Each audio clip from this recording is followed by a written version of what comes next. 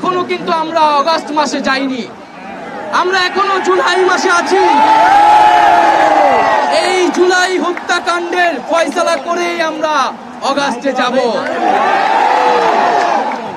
আপনারা প্রিয় দেশবাসী এবং ছাত্র জনতা সকলেই জানেন যে কোটা সংস্কারের দাবিতে এবং মেধাভিত্তিক সমাজ গঠনের অভিপ্রায়ে আমরা বাংলাদেশের ছাত্র তরুণরা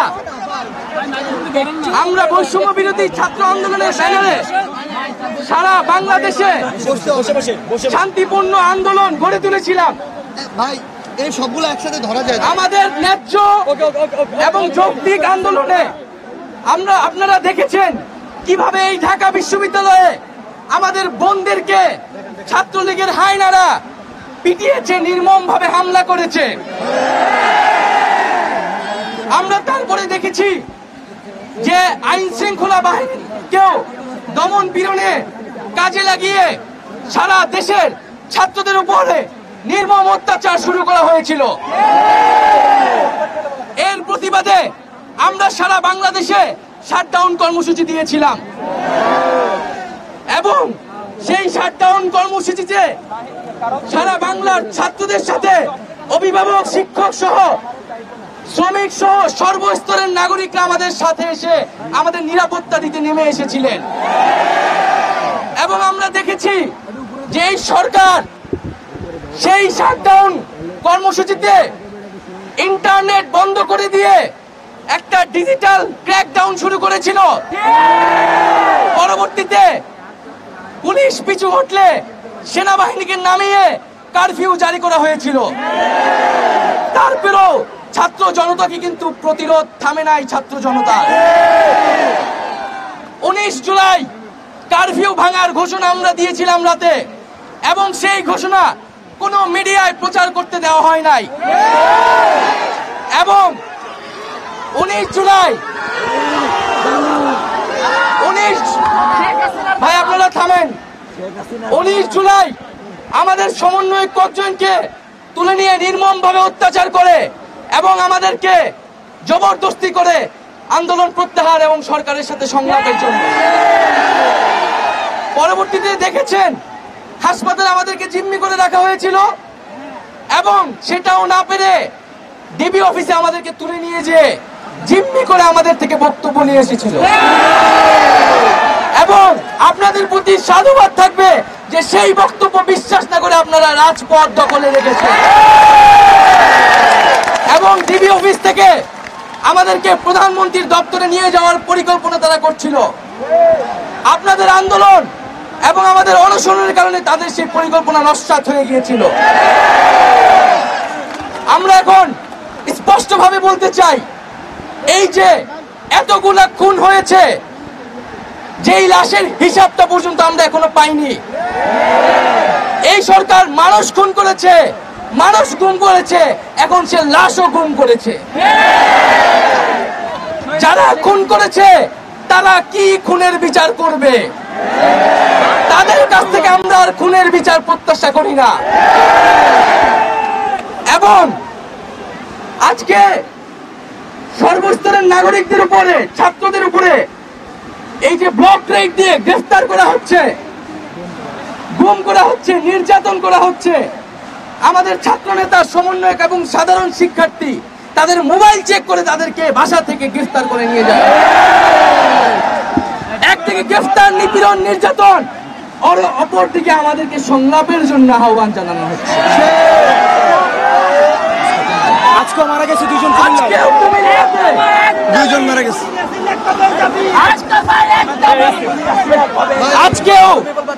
আজকেও কুমিল্লাতে হামলা হয়েছে এবং নিহত করা হয়েছে। আমার ভাই শহীদ হয়েছে। আমরা শহীদ হইতে ভয় পাই না। আজকে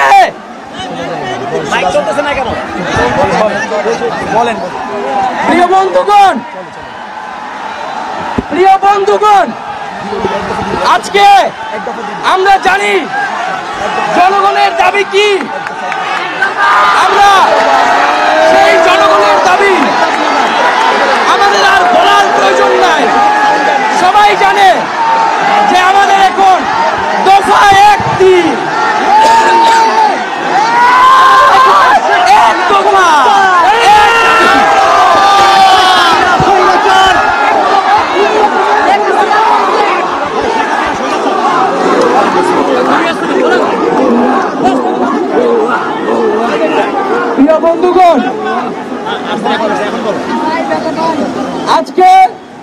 মুক্তির জন্য এই বাংলাদেশের জনগণ নেমে এসেছিল। আমরা এই জনগণকে মুক্ত করতে এখন আমরা আবার রাস্তায় নেমে এসেছি। আমরা আজকে এক দফার দাবিতে আজকে এখানে হাজির হয়েছি এবং আমরা জীবনের নিরাপত্তা, বাংলাদেশের মানুষের জীবনের নিরাপত্তা, সমাজের ন্যায় বিচার প্রতিষ্ঠার জন্য আমরা এক দফার সিদ্ধান্তে উপনীত হয়েছি এবং এই সরকার কোনোভাবে আর এক মিনিটও ক্ষমতায় থাকার বৈধতা রাখে না। শেখ হাসিনা বলেছেন গণভবনের দরজা খোলা আছে।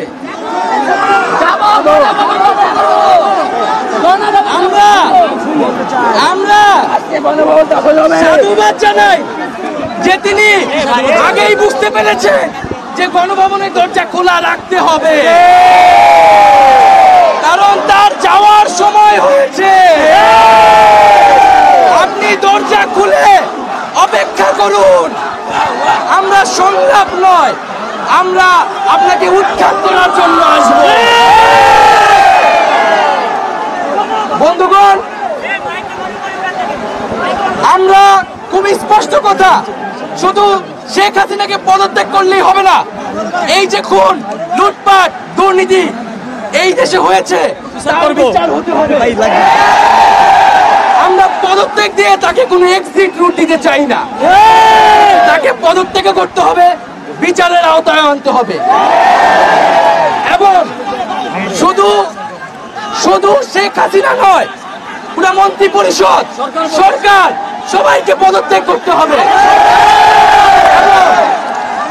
এবং এই যে রেজিম, এই যে ফ্যাসিবাদী শাসন ব্যবস্থা, এটাকে বিলোপ করতে হবে এবং আমরা এমন একটি বাংলাদেশ গঠন করতে চাই, এমন একটি রাজনৈতিক বন্দোবস্ত তৈরি করতে চাই যেখানে আর কখনোই কোন ধরনের স্বৈরতন্ত্র, কোন ধরনের ফ্যাসিজম ফিরে আসবে না। আমরা সেই এক দফার উদ্দেশ্যে আমাদের এক দফাটি হলো শেখ হাসিনা সহ এই সরকারের পতন এবং ফ্যাসিবাদের বিলোপ এবং শেখ হাসিনার এবং এই সরকারের লুটপাট, গণহত্যা সহ দুর্নীতি সহ সকল কিছুর বিচার নিশ্চিত করা এবং আগের সকল হত্যা, গুম, নিপীড়নের বিচার করা হবে। সকল রাজবন্দীদের মুক্তি নিশ্চিত করতে হবে। আমরা প্রয়োজনে জেল মুক্ত করে আমার ভাইদেরকে নিয়ে আসব।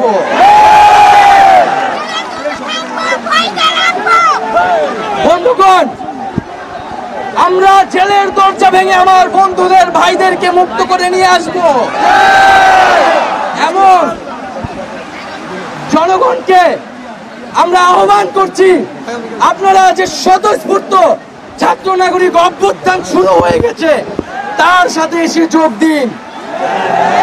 পাড়ায় পাড়ায়, মহল্লায় মহল্লায় সংগঠিত হন এবং আমরা খুব দ্রুতই বৈষম্য বিরোধী ছাত্র আন্দোলন থেকে ছাত্র নাগরিক অভ্যুত্থানের জন্য সর্বস্তরের নাগরিক, ছাত্র সংগঠন এবং সকল পেশাজীবী মানুষের সাথে মিলে সম্মিলিত মোর্চা ঘোষণা করব এবং সকলের সাথে আলোচনার মাধ্যমে ভবিষ্যৎ বাংলাদেশের জাতীয় রূপরেখা আমরা খুব শীঘ্রই আপনাদের সামনে হাজির করব।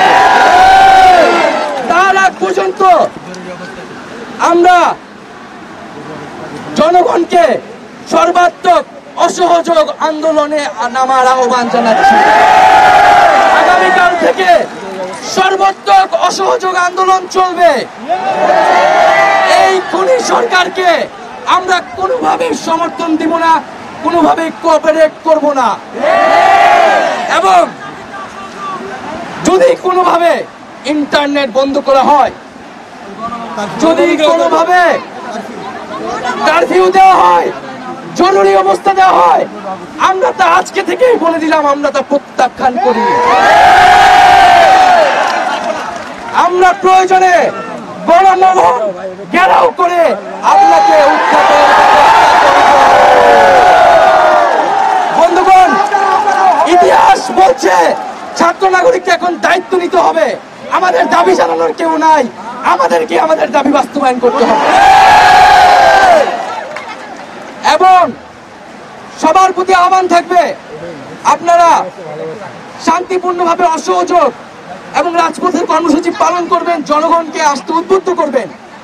নিরাপত্তা বাহিনী, সেনাবাহিনী, সরকারি কর্মকর্তা সবার কাছে আহ্বান থাকবে, জনগণ যদি সরকারকে প্রত্যাখ্যান করে, সরকার যদি জনগণের বিপক্ষে দাঁড়ায়, সেই সরকারের হুকুম মানতে আপনারা আর বাধ্য নন। কোন সরকারকে সমর্থন না দিয়ে ছাত্র নাগরিকের পাশে দাঁড়ান। আমরা আপনাদেরকে আমাদের মিছিলে আসার আহ্বান জানাচ্ছি। আমরা হুকুমে আসামি, তার বিচার চাই। আপনারাও বিচার চান, কেন তারা খুন করতে আপনাদেরকে বাধ্য করা হচ্ছে। আমরা সকল গণহত্যার বিচার করব এই বাংলার মাটিতে।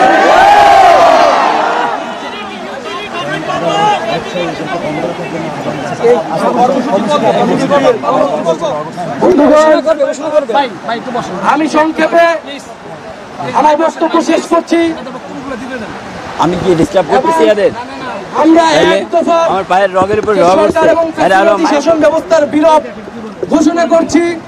এর জন্য ছাত্র নাগরিকের অভ্যুত্থান আহ্বান করছি এবং আগামীকাল থেকে অসহযোগ কর্মসূচি পালিত হবে এবং আপনাদের সামনে অসহযোগ কর্মসূচির বিস্তারিত ব্যাখ্যা আমাদের আরেকজন সমন্বয়ক দিবেন। এবং আপনাদের প্রতি আহ্বান থাকবে, যদি আমাদেরকে গ্রেফতার করা হয়, মেরে ফেলা হয়, আমাদের যেই ভাই আমাদের গুম করা হলো, কিন্তু যেই মায়ের বুক খালি করা হয়েছে তাকে কি দেওয়া হবে?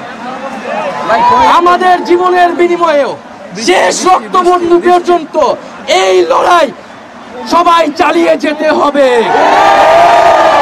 এখানে কোনো নেতৃত্ব নাই, সমন্বয়ক নাই, বাংলাদেশের জনগণই এই গণপুত্রের আমরা কিন্তু ৭১-এর অসহযোগ ঘোষণা করেছি, কোন গান্ধীবাদী অসহযোগ কিন্তু আমরা ঘোষণা করেছি। আমরা শান্তিপূর্ণ থাকবো যদি আপনারা অস্ত্র না চালান, আপনারা গুলি না চালান, কিন্তু যদি শিক্ষার্থীদের জন্য উপরে, নাগরিকদের উপরে অস্ত্র চলে, তাহলে কিন্তু প্রতিরোধ গড়ে তোলা হবে।